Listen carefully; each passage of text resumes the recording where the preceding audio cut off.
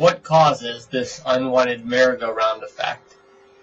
This kind of thing can happen when you have a group of people in a church and they dedicate their whole lives to the church, so they pray constantly that everybody gets involved and solves all the problems in their church, and they're often highly motivated about praying this way. They look at all the revivals going on in the world, and they make big plans where they're going to be in this big church full of power and full of miracles. They dream about being vindicated in front of all their persecutors. They see themselves in respected places of authority within a great church established by God. So they see themselves in the ministry with all of their friends and family members saved and set free.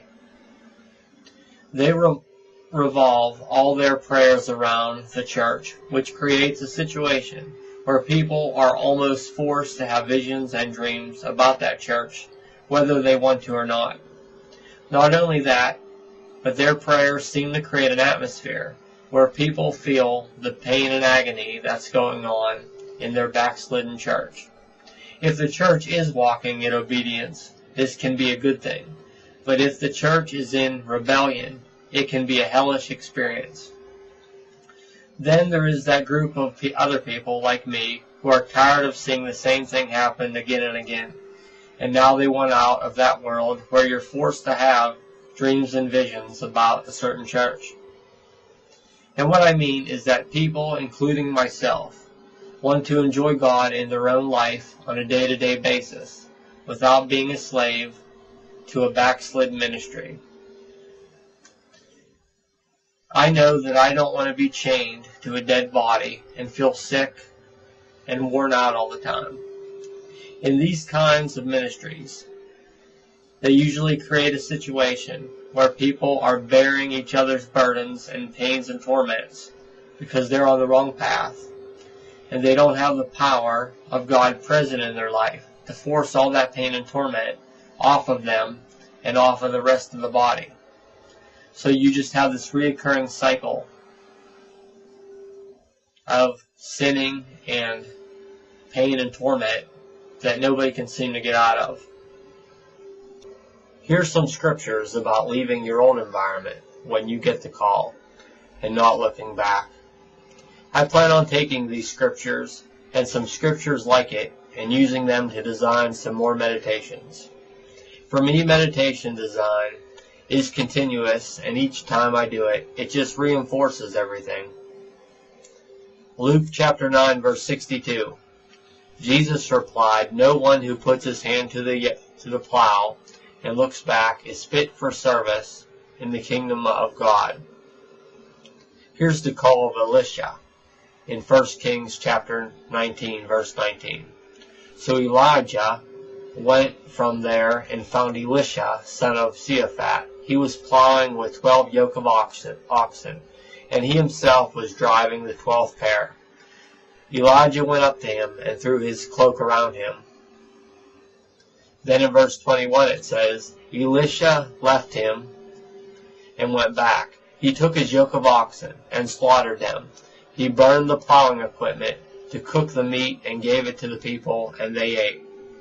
Then he set out to follow Elijah and became his attendant. So here you see Elisha left one occupation and moved into another one. Now Abraham, on the other hand, was called to walk out a physical land that his descendants would one day inherit. So you see there are different types of inheritances, everything from a physical inheritance to a occupational or office of authority.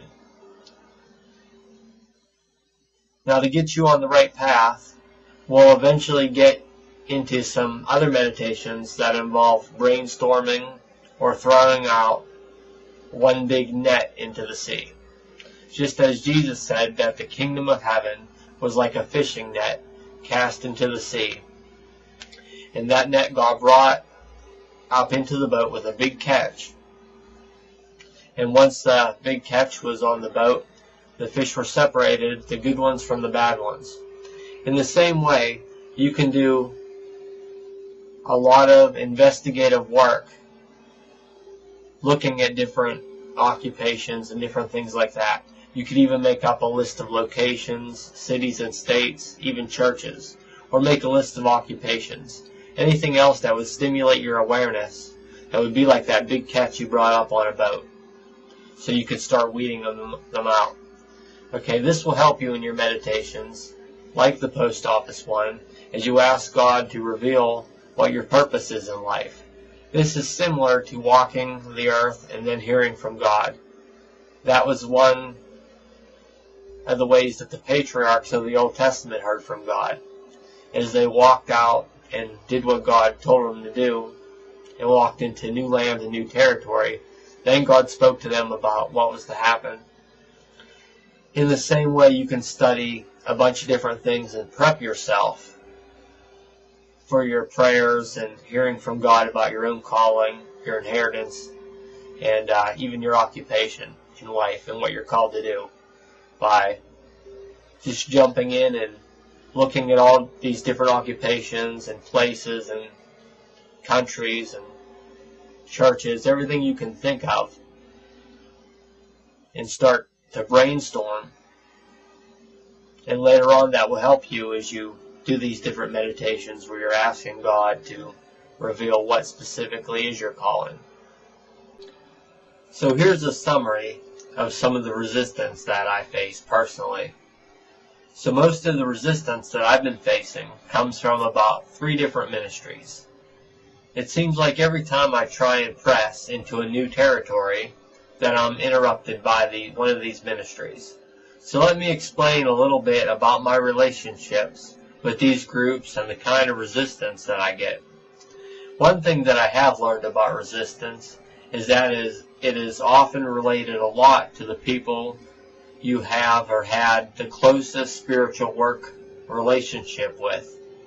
That's because they are the ones you are making all the agreements with.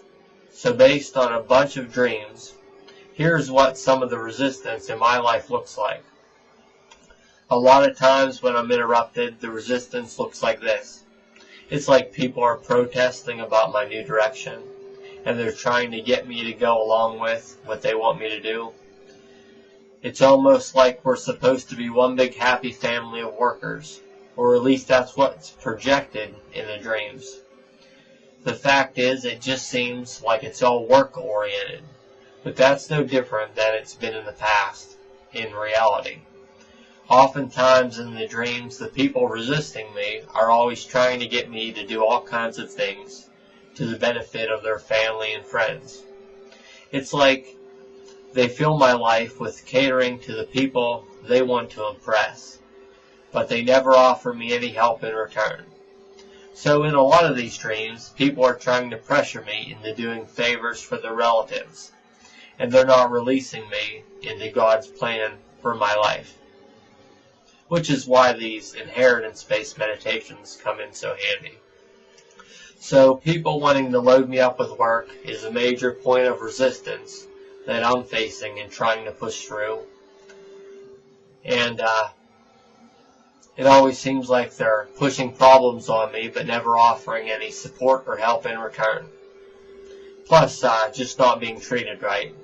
It's like you're a toy that their family can use or their friends can use.